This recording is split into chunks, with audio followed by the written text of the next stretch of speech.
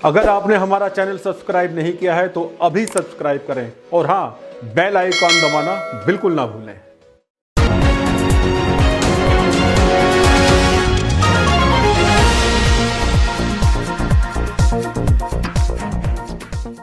नमस्कार दोस्तों, VVIP news के इस नए एपिसोड में मैं राज कौशिक आपका स्वागत करता हूं, आपका अभिनंदन करता हूं।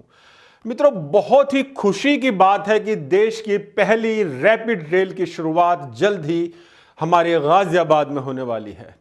National capital region transport system यानी एनसीआरटीसी ने रैपिड रेल ट्रायल को अंतिम दौर में पहुंचा दिया है। पिछले दिनों रैपिड ट्रेन का स्लो स्पीड ट्रायल किया गया, जिसे ड्रोन के जरिए तस्वीरों में कैद भी किया गया। यह ट्रायल रन मुख्य ट्रैक पर दुहाई डिपो से निर्माणाधीन गाजियाबाद स्टेशन के नजदीक तक किया गया। ट्रैक और ट्रैक्शन के परीक्षण की प्रक्रिया के दौरान ट्रेन को दुहाई स्टेशन से चलाकर गुलदहर स्टेशन पर ले जाया गया। गुलदहर जो कि संजय नगर के पीछे पड़ता है गाजियाबाद में, जिसमें ट्रेन की रफ्तार 5 किलोमीटर प्रति घंटा रखी गई, यानी कि बहुत ही कम। दोस्तों, आपको बता दूं कि देश की पहली रैपिड रेल की शुरुआत इसी साल मार्च से होने जा रही है, यानी 2 महीने बाद ही।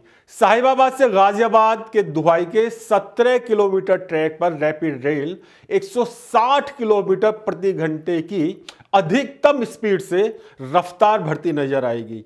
वहीं जून 2025 से रैपिड रेल के जरिए दिल्ली के सराय काले खां से मेरठ तक का सफर सिर्फ 50 मिनट में पूरा किया जाएगा। जी हां मित्रों, सिर्फ 50 मिनट में। इस रूट को तैयार कर रहे एनसीआरटीसी यानी national capital region transport system ने ट्रायल की प्रक्रिया में काफी तेजी से काम करना शुरू कर दिया है और एक ट्रायल हो भी चुका है। मार्च से रैपिड रेल पटरियों पर रफ्तार भरती नजर आएगी। साहिबाबाद स्टेशन से गाजियाबाद के दुहाई स्टेशन तक के 17 किलोमीटर पर पहली बार रैपिड रेल का लुत्फ आप और हम ले सकेंगे। इसमें 5 स्टेशन होंगे: साहिबाबाद, गाजियाबाद, गुलदहर, दुहाई स्टेशन और दुहाई डिपो। रैपिड रेल का लुक बहुत हद तक बुलेट ट्रेन से मिलता जुलता है। इसकी रफ्तार 180 किलोमीटर अधिकतम होगी, लेकिन जो औसत रफ्तार है वो 160 किलोमीटर प्रति घंटे की होगी।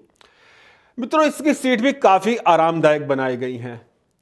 दिल्ली मेरठ कॉरिडोर की कुल लंबाई 82 किलोमीटर है, जिसमें से 14 किलोमीटर का हिस्सा दिल्ली में है, जबकि 68 किलोमीटर का हिस्सा हमारे उत्तर प्रदेश में है। दिल्ली के सराय काले खां से लेकर यूपी के मेरठ तक कुल 25 स्टेशन होंगे। इसके बाद दिल्ली अलवर और फिर दिल्ली पानीपत कॉरिडोर का काम पूरा होगा, यानी पहले फेज में दिल्ली से मेरठ और उसके बाद दिल्ली से अलवर और दिल्ली पानीपत। यानी मित्रों, आने वाले समय में एनसीआर की तस्वीर कम से कम परिवहन के मामले में तो बहुत ही बदली हुई दिखाई देगी। दोस्तों, रैपिड रेल की औसत रफ्तार मेट्रो से 3 गुना अधिक है। इसमें सीटिंग अरेंजमेंट 2x2 की तर्ज पर, यानी 2 सीट इधर और 2 सीट इधर, इस तरह से होगी और हर सीट के बगल में चार्जिंग पॉइंट भी लगा होगा, जिससे हम फोन और लैपटॉप वगैरह चार्ज कर सकेंगे। कुल मिलाकर रैपिड रेल में सफर बहुत ही आरामदायक होगा। रैपिड रेल के मॉडल कोच में हवाई जहाज और शताब्दी ट्रेन सभी की सुविधाओं की पहली झलक ट्रायल के दौरान देखने को मिली। कुल मिलाकर कह सकते हैं कि रैपिड रेल में यात्रियों को मेट्रो से ज्यादा सुविधाएं मिलेंगी। मित्रों, जैसा कि मैंने अभी बताया है कि साहिबाबाद से दुहाई तक पहले फेज वाले खंड पर रैपिड रेल मार्च 2023 में दौड़ने लगेगी। इस फेज में का निर्माण कार्य लगभग 90% पूरा हो चुका है और उसके बाद दुहाई से मेरठ दक्षिण तक 20 किलोमीटर लंबे कॉरिडोर पर अक्टूबर 2023 में ट्रेन का संचालन शुरू होगा। दोस्तों, इस प्रोजेक्ट की एक खास बात यह है कि आपात चिकित्सा की स्थिति में रैपिड रेल का इस्तेमाल ग्रीन कॉरिडोर की तरह हो सकेगा।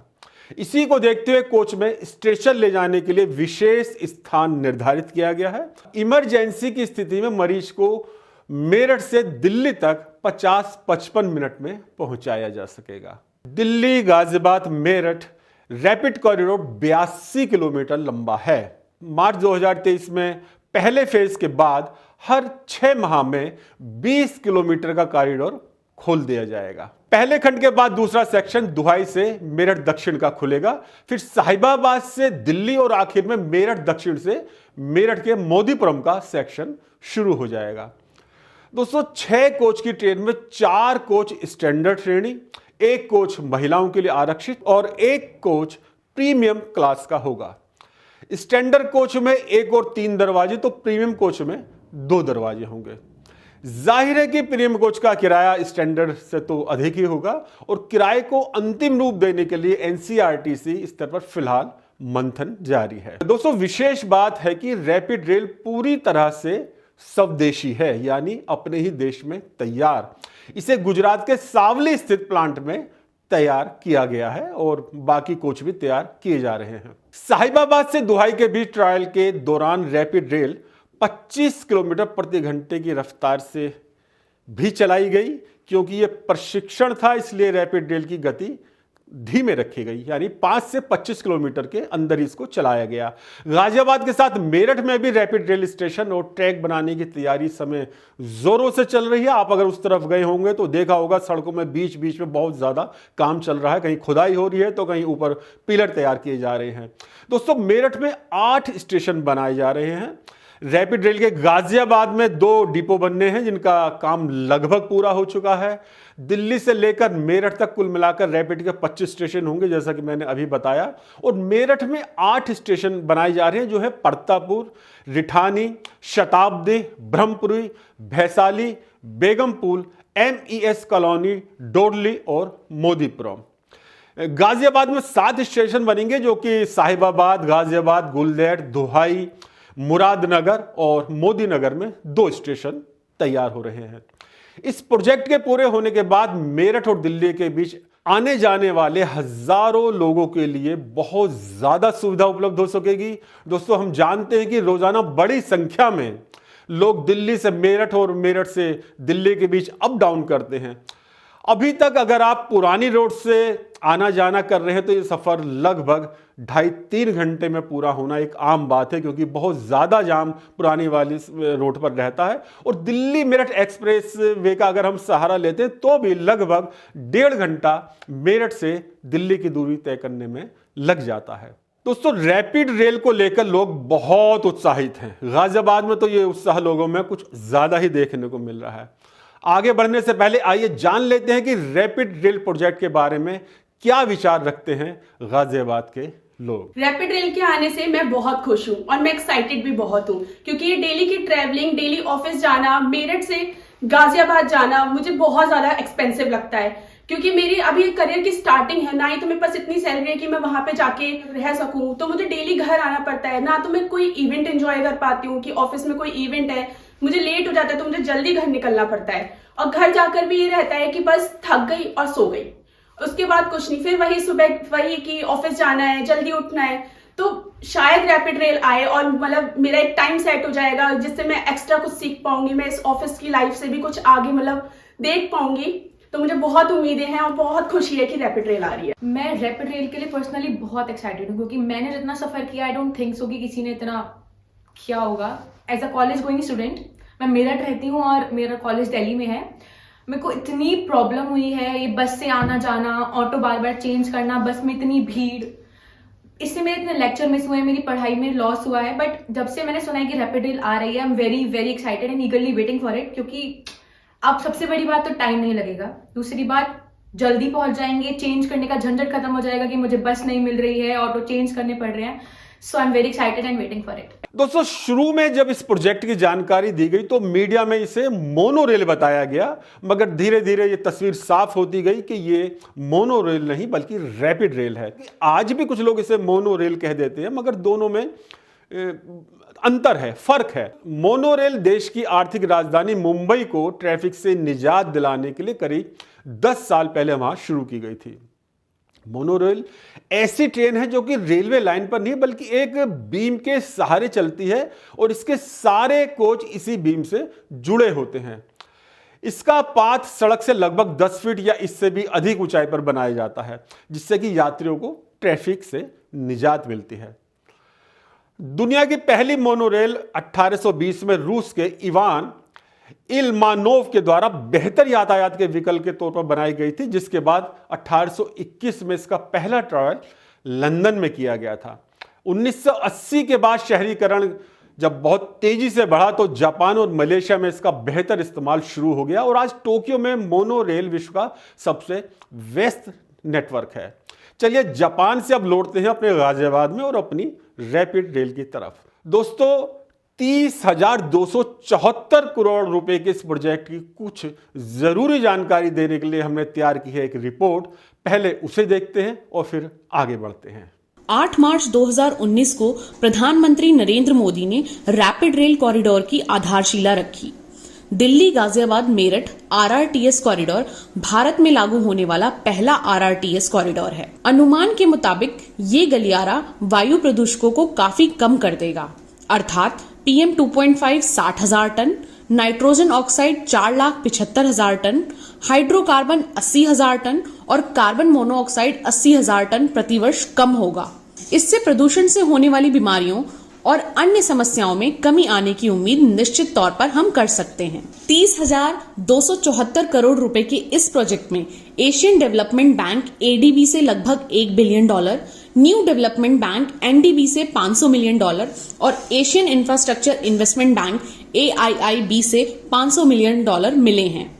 भारत सरकार से 20%, दिल्ली सरकार से 3.22% और उत्तर प्रदेश सरकार से 16.78% धनराशि मिली है। दोस्तों अब मैं बताता हूं कि इस अति महत्वपूर्ण योजना को अमली जामा पहनाने के लिए कब क्या क्या हुआ, क्योंकि बड़ा प्रोजेक्ट है तो जाहिर है कि इसको लंबे समय के एक कवायद के बाद हम यहां तक पहुंचे हैं। मई 2017 में उत्तर प्रदेश सरकार ने दिल्ली मेरठ आरआरटीएस परियोजना के लिए विस्तृत परियोजना रिपोर्ट यानी DPR को मंजूरी दी। फरवरी 2019 में केंद्र सरकार ने दिल्ली मेरठ आरआरटीएस परियोजना के लिए 30,274 करोड़ रुपए मंजूर किए। मार्च 2019 में प्रधानमंत्री नरेंद्र मोदी ने इस परियोजना की आधारशिला रखी। इसके बाद जून 2019 में पिलर निर्माण शुरू हो गया। अक्टूबर 2020 से साहिबाबाद और शताब्दी नगर मेरठ के बीच लगभग 50 किलोमीटर पर सिविल निर्माण कार्य शुरू हो गया। फरवरी 2021 में दिल्ली मेरठ आरआरटीएस कॉरिडोर के आनंद विहार स्टेशन का निर्माण शुरू हुआ है। आप अगर दिल्ली गए होंगे तो देखा होगा कि बहुत ही व्यापक स्तर पर आनंद विहार में ये काम इन दिनों चल रहा है। अप्रैल 2021 में कॉरिडोर के गाजियाबाद सेक्शन के लिए ट्रैक बिछाने का काम शुरू हुआ। जून 2021 में सराय काले खां दिल्ली सेक्शन के लिए पहले एलिवेटेड सेक्शन पियर का निर्माण किया गया। इसी महीने से आनंद विहार दिल्ली के भूमिगत यानी अंडरग्राउंड हिस्से का निर्माण कार्य शुरू हुआ। जुलाई 2021 में 24 किलोमीटर एलिवेटेड स्ट्रेच के लिए पियर्स पूरे किए गए। जुलाई 2021 में ही एल्स्टॉम ने 210 ट्रेनों का निर्माण शुरू कर दिया। इन्हें एल्स्टॉम के सावली गुजरात स्थित मैन्युफैक्चरिंग प्लांट में बनाया जा रहा है। जैसा कि मैंने पहले बताया कि ये पूरी तरह से स्वदेशी रेल होगी। अगस्त 2021 में ये घोषणा की गई कि गुलधर और दुहाई आरआरटीएस स्टेशनों के बीच 650 हेक्टेयर भूमि को एक वाणिज्यिक आवासीय और औद्योगिक केंद्र के रूप में विकसित किया जाएगा और यह हमारे गाजियाबाद के लिए एक बहुत बड़ी योजना है। अगस्त 2021 में मेरठ में दूसरे भूमिगत खंड पर निर्माण कार्य शुरू हुआ। सितंबर 2021 में ओवरहेड इक्विपमेंट OHE लाइनों की स्थापना शुरू हुई। अक्टूबर 2021 में मोदीपुरम डिपो के निर्माण के लिए टेंडर जारी किए गए। दिसंबर 2021 में Datamatics global services AEP ticketing solution JV को AFC सिस्टम के लिए 227 करोड़ का ठेका दे दिया गया। दोस्तों जनवरी 2022 में नोकिया और एल्स्टॉम ने ETCS सेकंड सिग्नलिंग के समर्थन के साथ LTE-4 9G पर आधारित एक निजी वायरलेस नेटवर्क सिस्टम तैनात किया, जो कि इस पूरी परियोजना के लिए एक बहुत ही आवश्यक इसका हिस्सा है, अंग है। दोस्तों मार्च 2022 में NCRTC ने RRTS ट्रेनों की पहली फोटो जारी की जिनका उपयोग प्राथमिकता कॉरिडोर के निर्माण के पूरा होने के बाद संचालन के लिए किया जाएगा।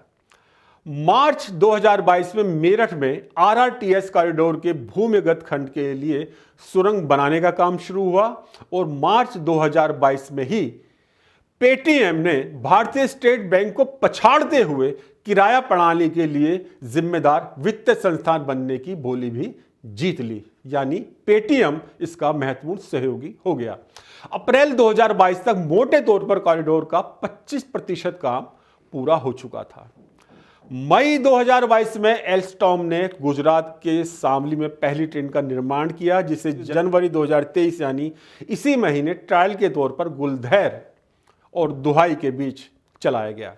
मित्रों, जो तारीखें मैंने बताई हैं इनको देखते हुए आप समझ गए होंगे कि यह पूरा का पूरा प्रोजेक्ट मोदी सरकार और यूपी में योगी सरकार की देन रहा, क्योंकि 2017 के बाद ही इस पर काम शुरू हुआ है और जिस गति से काम शुरू हुआ है उसका गवाह गाजियाबाद, दिल्ली से लेकर मेरठ तक का एक एक नागरिक है, जिस तेज गति से काम हुआ है। दोस्तों, मैं ये भी बताना चाहता हूं, एक बहुत ही खुशी की बात है कि राष्ट्रीय राजधानी क्षेत्र योजना बोर्ड एनसीआरपीबी ने 2032 तक की प्लानिंग की है, जिसमें उन्होंने इस बात का ध्यान रखा है कि तब दिल्ली एनसीआर क्षेत्र की आबादी भी बहुत ज्यादा बढ़ेगी और यहां वाहनों की संख्या भी बहुत ज्यादा बढ़ जाएगी। तो 2032 तक की उन्होंने योजना तैयार की है और ट्रैफिक व्यवस्था में सुधार के लिए 1, 2 या 3 नहीं बल्कि 8 रेल आधारित रैपिड ट्रांजिट कॉरिडोर बनाने पर सहमति दी है। दिल्ली गाजियाबाद मेरठ मार्ग के साथ साथ अन्य मार्ग या कॉरिडोर जिन पर इस समय काम शुरू हो गया या होने वाला वो हैं दिल्ली गुड़गांव रेवाड़ी अलवर मार्ग, दूसरा है दिल्ली सोनीपत पानीपत मार्ग, मित्रों तीसरा है दिल्ली फरीदाबाद बल्लभगढ़ पलवल रूट, चौथा है दिल्ली बहादुरगढ़ रोहतक कॉरिडोर, पांचवा दिल्ली शाहदरा बड़ौत मार्ग, छठा गाजियाबाद खुर्जा और आखिरी है गाजियाबाद हापुड़ मार्ग। यानी गाजियाबाद और हापुड़ भी आने वाले समय में रैपिड रेल के जरिए जुड़े हुए दिखाई देंगे। Delhi Alwar regional rapid transit system Delhi Alwar RRTS 164 kilometre लंबा निर्माणाधीन है, यानी वहां इस समय काम चल रहा है। वो semi high speed rail corridor है जो दिल्ली गुड़गांव रेवाड़ी और अलवर को जोड़ेगा। दिल्ली गाजियाबाद मेरठ के साथ रैपिड रेल का ये दूसरा एक बड़ा प्रोजेक्ट है। वहां 160 किलोमीटर घंटा की अधिकतम गति और 105 किलोमीटर प्रति घंटा की औसत गति के साथ दिल्ली और अलवर के बीच की दूरी 104 मिनट में तय कर ली जाएगी। इस परियोजना पर 37,000 करोड़ रुपए खर्च होने की उम्मीद है। पहले चरण का निर्माण दिसंबर 2024 तक पूरा कर लिया जाएगा, ऐसी उम्मीद की जा रही है।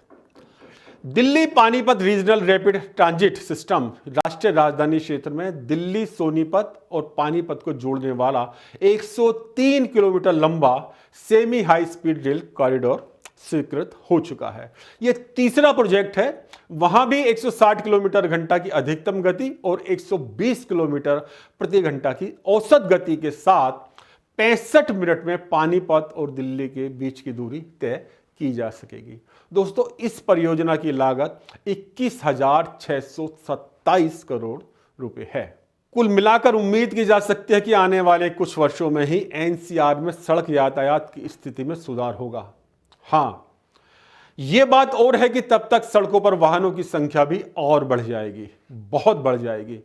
जाते जाते एक बात और याद दिला दूं दोस्तों कि 2023 के आते आते हमारी जनसंख्या 140 करोड़ यानी चीन से भी ज्यादा हो चुकी है, ऐसा माना जा रहा है। अभी पिछले दिनों एक एजेंसी की रिपोर्ट के बारे में वायरल हुई थी।